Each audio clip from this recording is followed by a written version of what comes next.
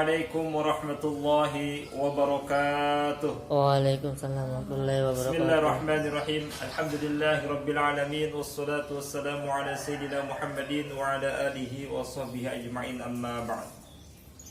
Hadirin yang dimuliakan Allah Subhanahu wa taala.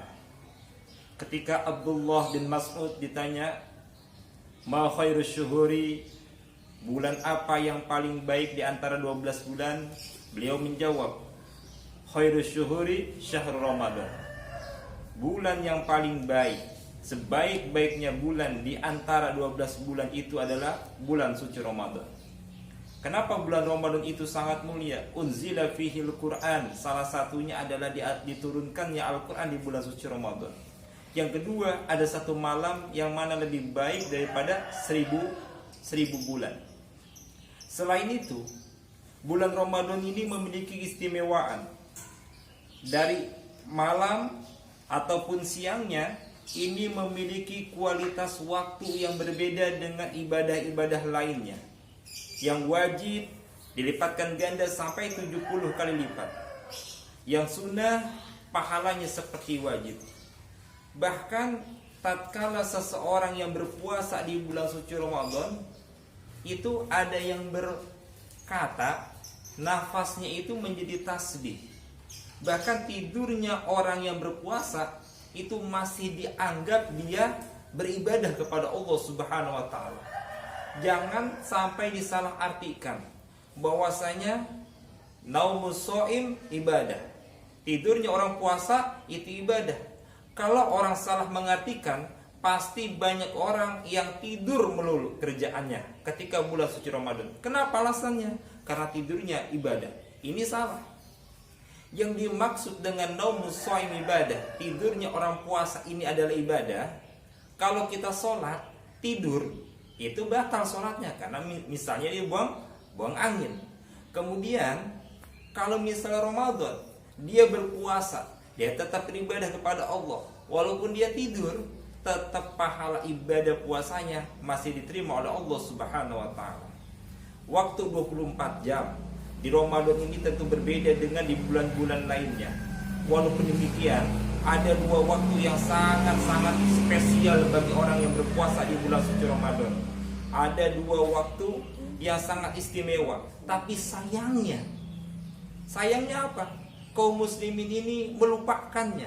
Kaum muslimin lalai dengan dua waktu yang mulia ini.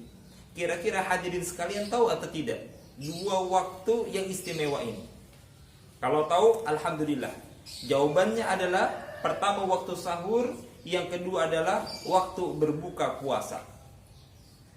Rasulullah SAW bersabda, "Tasahharu fa inna sahur fa inna fis sahuri barakah." Sahurlah kalian, karena pada sahur itu terdapat keberkahan atau terdapat barokah dari Allah Subhanahu wa taala. Dan ada adab-adabnya, ada tata cara yang benar di dalam sahur ini. Bukan asal makan kemudian tidur lagi, akhirnya sholat subuhnya kesiangan. Ini salah. Jadi sahur pun ada caranya. Sahur itu yang paling baik itu sudah mendekati azan subuh. Bukan berarti 3 menit pas imsak kamu baru sahur. Ini salah. Setengah jam misalnya, 15 menit mau azan subuh. Nah ini boleh. Tetapi bagi kita yang tidak biasa, minimal setengah jam menjelang azan subuh, ini kita sudah sahur. Kenapa? Agar kita ini lebih kuat, agar kita ini lebih terbiasa tatkala kita sudah menjalankan ibadah puasanya. Tapi kalau seandainya kita sahur jam 2 malam atau jam 12 malam, Masya Allah apa yang terjadi? Mungkin baru jam 10 pagi kita ini sudah lapar lagi. Maka dari itu sahur ini diusahakan, misalnya azan itu jam 4:30 subuh, maka dianjurkan sahur itu jam 4 subuh. Agar kenapa? Setengah jam menjelang azan subuh. Yang kemudian, kira-kira waktu apa sih yang bagus digunakan untuk waktu-waktu sahur ini?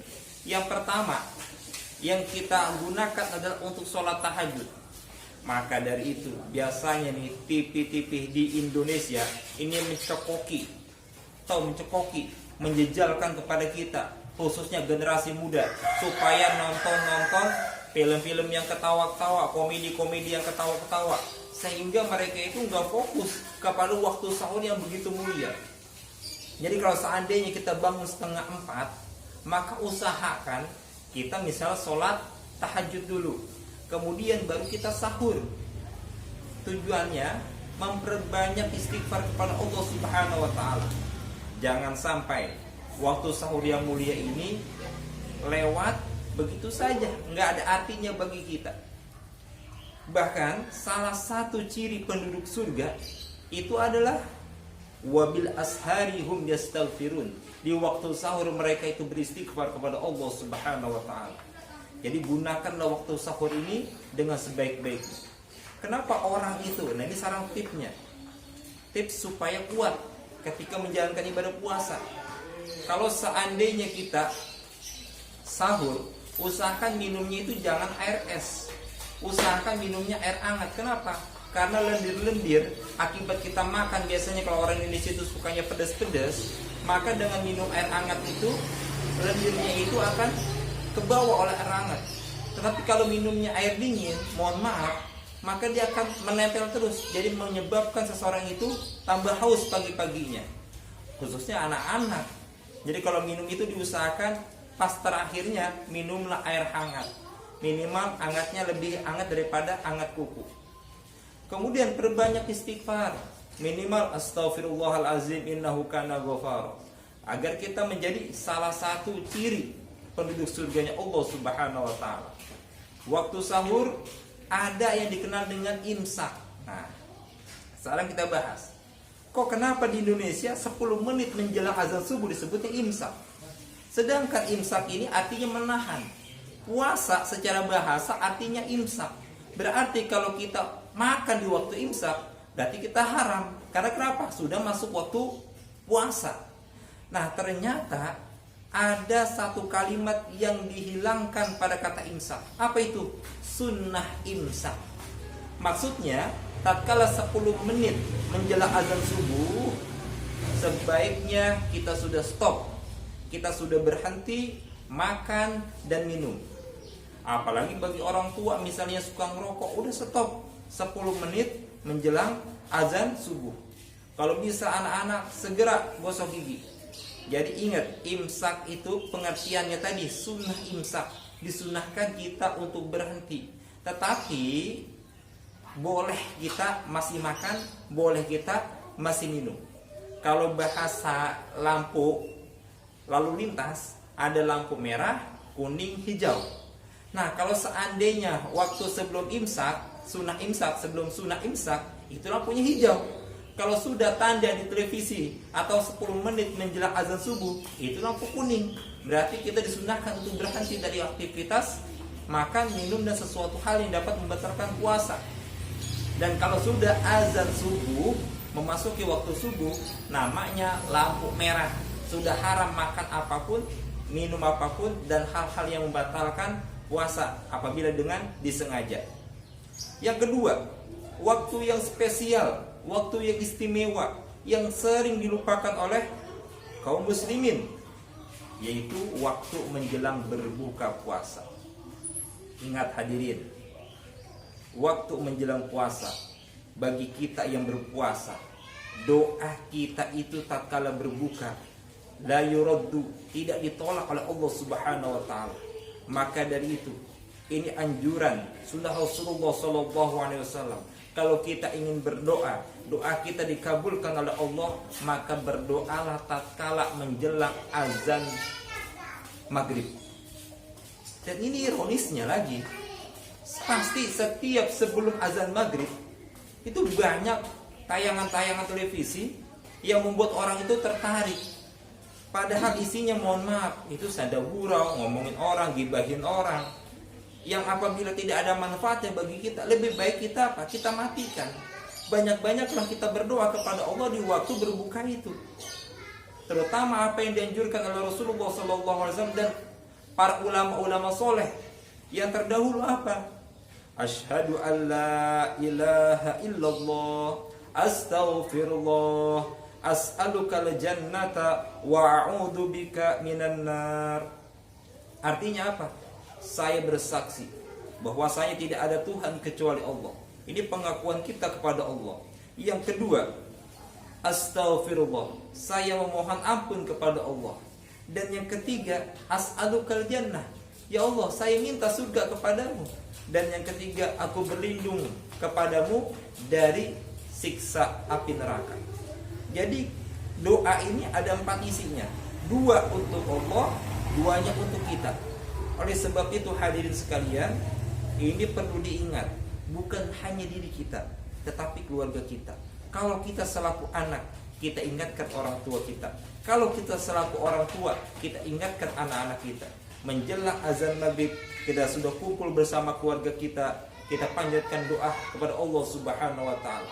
Kenapa? Doa orang yang berbuka puasa itu tidak ditolak oleh Allah Subhanahu wa taala. Dan ada hal yang perlu disampaikan. Apa itu? Sunnah berbuka puasa. Ada urutannya. Jadi kalau kita mau berbuka puasa, itu makanan yang disunnahkan oleh Rasulullah ada urutannya. Memang yang kita tahu sunnahnya buka itu pakai apa? Pakai yang manis-manis, betul. Tapi tidak 100% betul. Kenapa? Karena yang dianjurkan oleh Rasulullah SAW berbuka itu ada urutannya. Pertama pakai kurma. Kurmanya ada 2 jenis, rutop atau tamar. Rutop itu apa? Rutop itu kurma yang mengkel, yang masih muda. Yang kedua tamar. Tamar itu kurma yang sudah matang, yang warnanya coklat. Biasanya yang di Indonesia itu apa? Biasanya yang tamar, yang sudah matang, yang warnanya coklat. Tapi dianjurkan di antara tamar sama rutop, itu yang paling baik adalah rutop, yang masih mengkel. Nah, apabila kita di rumah gak punya kurma, disunahkan pakai apa? Ya mohon maaf, kan gak semua orang sama rezekinya. Tetap mendapatkan kesunahan dari Rasulullah. Apa itu? Minum air putih. Ingat, air putihnya bebas, mau dingin boleh, mau hangat boleh. Yang penting air putih tanpa ada pemanis buatan. Jadi pertama kurma, yang kedua air putih. Ternyata air putih nggak ada juga. Apa yang ketiga disunahkan? Makan sesuatu, makan makanan yang manisnya alami. Berarti apa? Buah-buahan. Pengen melon, mau semangka. Nanas manis nggak? Ya kurang manis kalau nanas. Walaupun nanas misalnya ada nanas Palembang pun nanas madu kurang. Tapi memang yang manisnya tadi melon sama semangka. Apel kalau manis silahkan, pir kalau manis silahkan, anggur kalau manis silahkan. Yang penting manis. Tapi itu urutannya nomor 3, kesunahan nomor 3. Yang keempat apa? Baru makan atau minum yang manis tapi buatan. Contohnya apa? Teh manis, kopi, apalagi es buah, es campur. Wah, pokoknya yang manis-manis buatan. Itu nomor 4. Kalau di Indonesia uniknya lagi apa? Bukan yang 4 ini. Kurma kagak, air putih enggak, kemudian buah-buahan enggak, bahkan yang manis buatan juga enggak. Ternyata dia langsung loncat jauh banget. Kemana dia langsung bukanya? Pakai gorengan. Masya Allah. Bisa-bisa bukan sehat, malah sariawan nih nanti mulutnya. Langsung buka puasa, langsung gorengan dimakan, gak tanggung-tanggung, gorengan pakai sambal lagi, cabenya 10 misalnya. Lagi mana mau sehat ini orang Indonesia kalau seandainya puasa berbukanya seperti ini. Jadi waktu sahur kita gunakan untuk memperbanyak istighfar, sholat tahajud. Kalau waktu buka perbanyak berdoa, perbanyak istighfar kepada Allah. Mudah-mudahan dengan kita muliakan 2 waktu ini, kita optimalkan 2 waktu ini, sahur dengan berbuka ini, insya Allah kita mendapatkan ampunan Allah, mendapatkan surga dari Allah Subhanahu wa taala, dan dijauhkan kita dari api neraka Allah Subhanahu wa taala. Wallahul muwaffiq ila aqwamit thoriq. Wassalamualaikum warahmatullahi wabarakatuh.